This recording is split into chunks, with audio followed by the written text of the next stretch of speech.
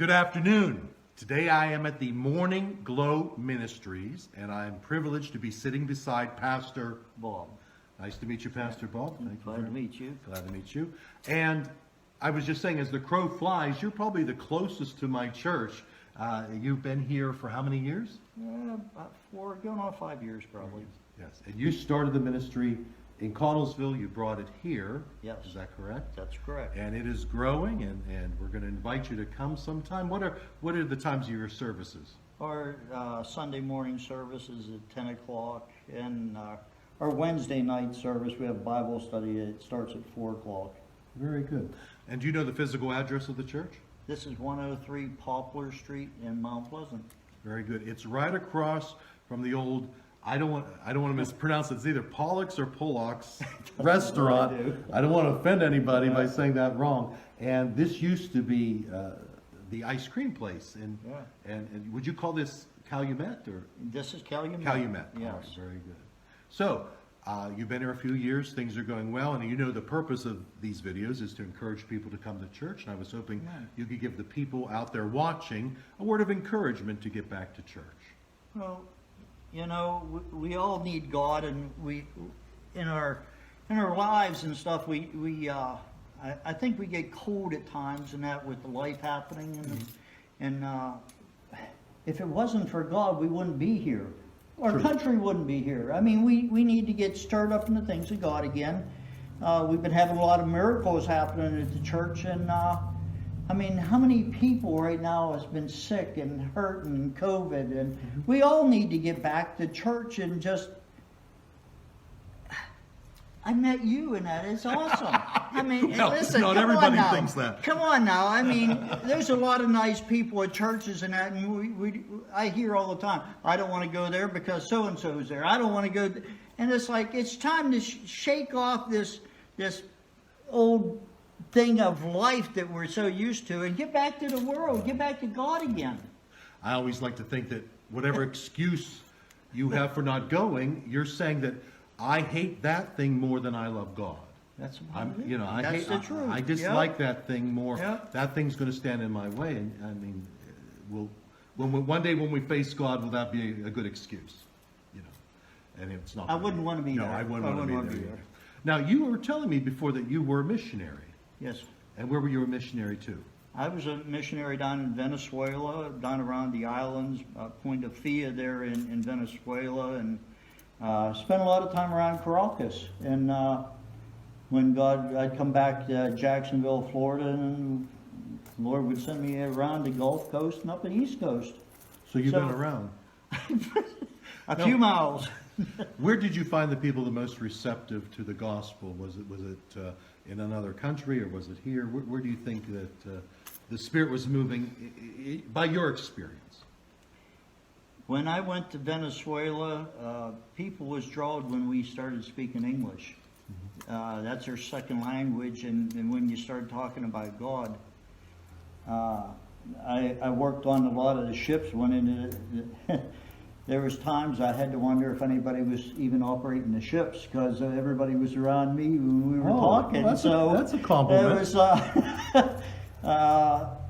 but when you started to talk about God, people were hungry for God in other countries, and here it's like, well, it's like what we're experiencing now. People are just kind of cold to the Spirit of God, and they're going out on their own. They need to come back to God. You know, we're blessed in this country because God is so accessible, but yet that's a curse as well, because I don't know if the common man is just so used to seeing churches and used to hearing the gospel that he's become deaf to it. I don't know. Maybe we need to start a little bit here. I look at it like this, and you know, without a roof on your head, you get wet. True. It's raining and everything, but so after a certain time of having a roof up there, you don't even think about that roof up there no more. You're just dry. And I believe that's how we are with God, and that we're just so used to God here, and that is just second nature, and it's like, oh, it's out there. Right. It's even in our songs, God Bless America. We sing it, we don't even realize what we're saying, do we? Yeah, that's it. That is it. So if I were to come here on a Sunday morning, what could I expect? Are you more contemporary? Are you more traditional? Or you just let the Spirit take over? I mean, what would somebody attending? Do you preach the Bible? Do you stick with current events, or all of the above? Probably all the above. I mean, we go with the flow of however God's Spirit. Every Sunday is a little different. We're contemporary music, and we're some days in that it's slow, some days it's fast, some days it's contemporary, some days it's old music, and some days the Spirit of God just comes and just settles. Sometimes we just pray. I mean, when that happens, and that, a lot of things God is just doing. I'm excited about it. I don't want to be in control. You don't get in God's way. No, I hope not. No, I don't want to be there. It's like that saying, God's my co-pilot. No, I want Him to be my pilot. Now, you mentioned on Wednesdays you have a Bible study at 4 o'clock. What are Yes. you currently studying, or do you hop from one Wednesday to the next?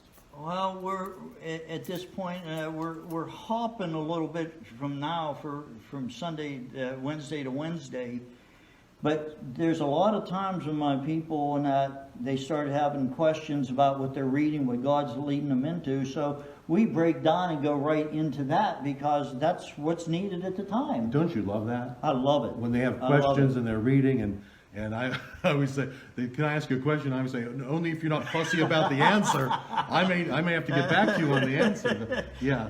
Yeah, I mean, it's exciting what God's doing in people. When they have that desire. I mean, they're not trying to stump you. They're not trying to make you look foolish. They're not trying. But when you have the people just asking questions over things they have studied out, and they have a hunger. I mean, that's just the best. That's God. That's God. Absolutely.